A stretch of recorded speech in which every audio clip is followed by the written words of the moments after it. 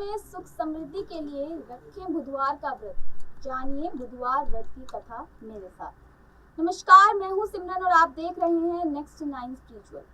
हिंदू धार्मिक मान्यताओं के अनुसार सप्ताह के सभी 7 दिन अलग अलग देवी देवताओं को समर्पित होते हैं। फिर उन्हीं के अनुसार पूजा आराधना भी की जाती है। जी हाँ, बुधवार का दिन सभी देवी देवताओं में सबसे पहले पूजे जाने वाले भगवान गणेश जी को समर्पित होता है।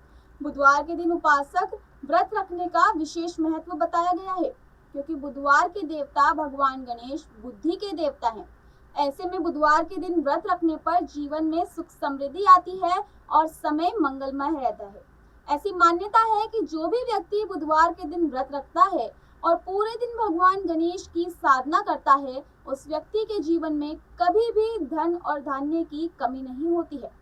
एक समय की बात है, एक व्यक्ति का विवाह हुए कई वर्ष बीत गए। विवाह के बाद जब उसकी पत्नी एक बार अपने मायके गई हुई थी, पत्नी के मायके में रहने के कई दिनों बाद उसका पति अपनी पत्नी को विदा करवाने के लिए ससुराल पहुंचा।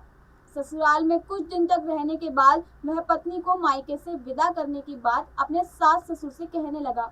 बुधवार का दिन होने के कारण उसके सास ससुर ने कहा कि इस दिन बेटी ससुराल नहीं जा सकती, इस कारण विदाई नहीं हो सकती है। लेकिन वह व्यक्ति नहीं माना और अपनी पत्नी को मायके से विदा कराकर अपने घर की तरफ चल दिया।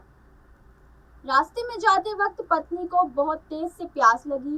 तब पति पानी की तलाश में इधर उधर भटकने लगा। काफी देर के बाद जब वह पानी लेकर वापस लौटा तो उसने देखा कि पत्नी के पास उसी की वेशभूषा में कोई अन्य व्यक्ति पत्नी के संग बैठकर बातें करता हुआ दिखाई दे रहा है। दोनों व्यक्ति आपस में लड़ने लगे।